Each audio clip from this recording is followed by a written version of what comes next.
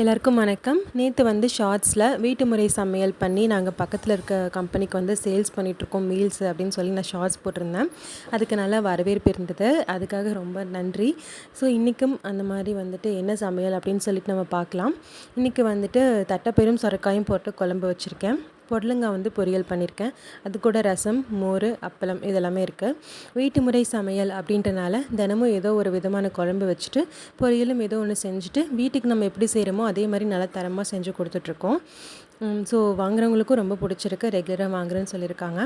So நாங்கள் வந்து எல்லாம் சமைச்சு முடிச்சுட்டு ஹாலில் கொண்டு வந்து வச்சுட்டு நான் வந்து குழம்பும் சாப்பாடெல்லாம் பேக் பண்ணுவேன். என்னோடய பையன் பார்த்திங்கன்னா பொரியலும் மோரில் பேக் பண்ணுவான். என்னோடய மாமியாரும் வந்துட்டு ரசம் இதெல்லாமே வந்து பேக் பண்ணி நூல் போட்டு கட்டி வச்சுருவாங்க.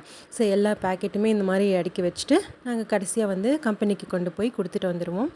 ஸோ இந்த மாதிரி தான் டெய்லியும் வந்து பிஸியாக போகுது. ஸோ இந்த வீடியோ பிடிச்சிருந்தா லைக் பண்ணி ஷேர் பண்ணி சப்ஸ்கிரைப் பண்ணுங்கள்.